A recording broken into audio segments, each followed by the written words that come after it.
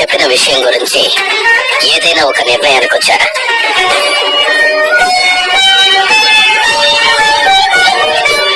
నాకు తెలిసినంత వరకు నాగమణి కన్నా నాగచంద్రకాంత మొక్కను తీసుకురావడమే సరైన మార్గం. ఏది తీసుకురావటానికైనా మన చేతుల్లో ఏం లేదు స్వామి.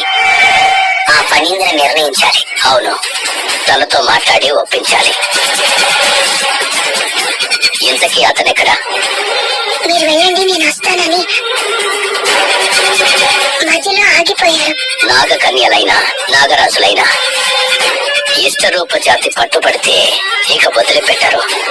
అంతకు ముందు నాగేశ్వరి అనే నాగకన్య నిన్ను పాముగా మార్చి తన కార్యం నెరవేర్చుకోవడానికి మీ నాన్నగారిని వేపుకుతింది.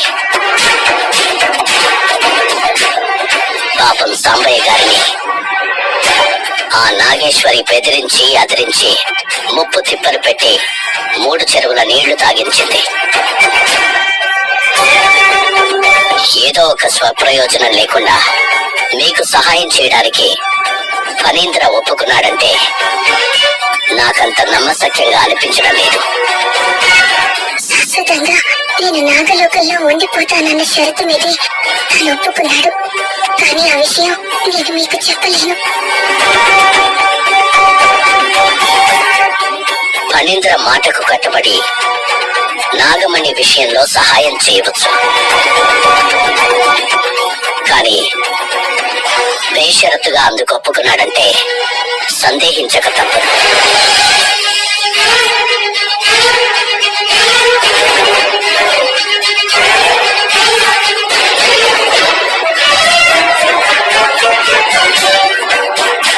నాగదేవత తనకు అప్పగించిన కార్యం నెరవేర్చడం కోసమే స్వామి నేను పావుగా మారి మోక్షబాబుని కాటేస్తే అంతటితో తన బాధ్యత తీరిపోతుంది.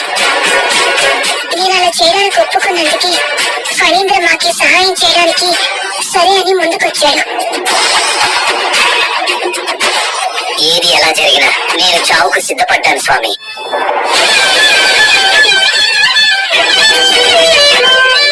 వీటన్నిటి మీద నాకు నమ్మకం లేదు. పంచమిని నాగలోకం కష్టపెట్టకుండా ఉండడం కోసం నేను కాటేయించుకోవడానికి కూడా నాకు ఎలాంటి సంకోచం లేదు.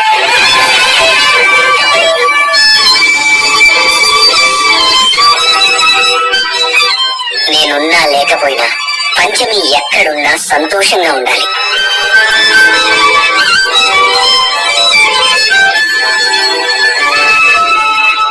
ఆ ఒక్కటి తప్ప నా మనసులో ఇంకా రెండో ఆలోచనకు తావలేదు.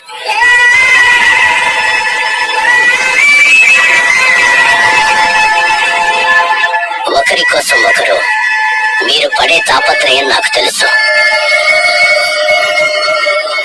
నిజంగా ఫణీంద్ర మోసం చేయకుండా మనస్ఫూర్తిగా తను మీకు సహాయం చేయాలని భావిస్తే మాత్రం నాగలోకం నుండి నాగచంద్రకాంత మొక్కను తెచ్చి మిమ్మల్ని కాపాడడం పెద్ద విషయమేమీ కాదు.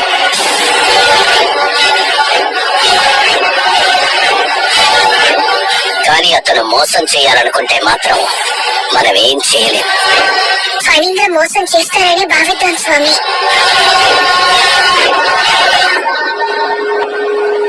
అప్పుడు నేను మోక్షబాబుని బ్రతికించుకోవడానికి నాకు మరో మార్గం ఏముంది స్వామి?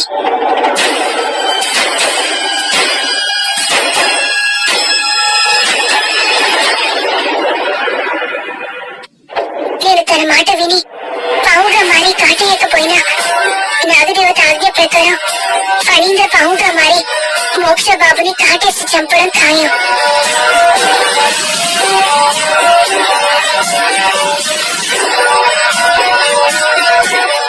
అందుకు కూడా ఎక్కువ గడువు లేదు.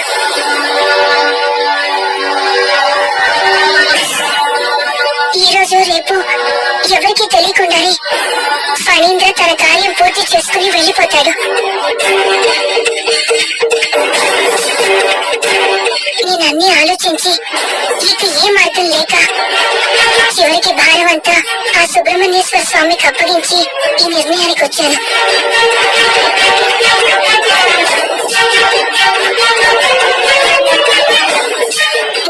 రక్షించినా ఆ స్వామి చేయాలి.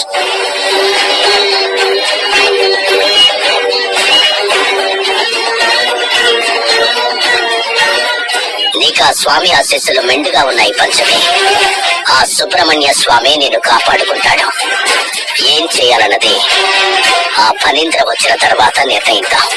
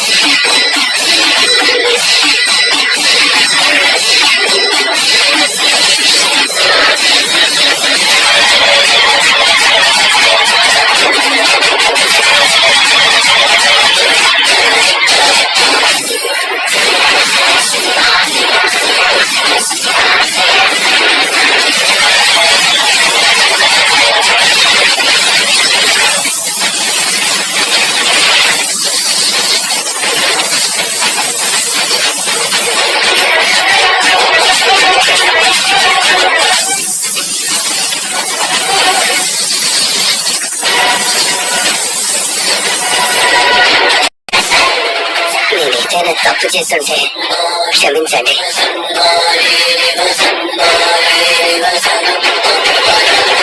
నమ్మక ద్రోహం క్షమించాలని నేరమని తెలీదా నాగరాజా?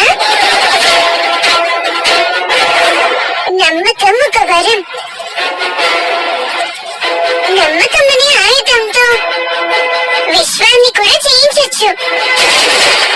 అంత శక్తివంతమైనది నమ్మకం. నమ్మకం అనేది లేకపోతే సృష్టి లేదు. ఒకరినొకరు నమ్మితేనే భార్యాభర్తలు కాపురం చేస్తారు. ప్రజలు నమ్మితేనే రాజులు రాజ్యాలు. భక్తులు నమ్మి పూజ చేస్తేనే దేవతలు దేవుళ్ళు గుడులు గోపురాలు. అలాంటి పవిత్రమైన నమ్మకాన్ని నువ్వు అపవిత్రం చేయబోతున్నావు. అది మీ ఇష్టారూప జాతికి తగని పని. పంచమి నిన్ను పూర్తిగా నమ్మింది. తన ప్రాణమైన భర్తను కూడా వదులుకొని శాశ్వతంగా నాగలోకంలో ఉండిపోవడానికి కూడా ఒప్పుకుంది. కానీ నువ్వు అందుకు ప్రతిఫలంగా తన భర్తను బ్రతికిస్తానని మాట ఇచ్చావు. నాగమణిని తీసుకురావడానికి సహాయపడతానని నమ్మించావు.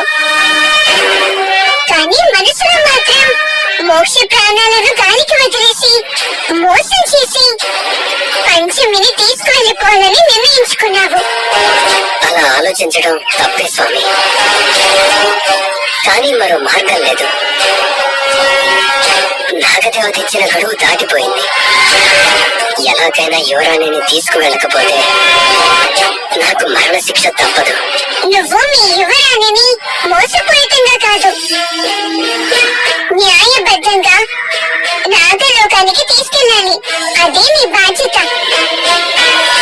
పంచమి నా భక్తురాలు. తను పాముగా మారినప్పుడు ఎలాంటి అభ్యంతరం లేకుండా నువ్వు మీ లోకానికి తీసుకెళ్ళిపోవచ్చు. నీ కార్యానికి నేను అడ్డు చెప్పను. పంచమి రూపంలో ఉన్న నా భక్తురాలని మోసం చేయాలనుకుంటే మాత్రం అది నీకు శాపం అవుతుంది.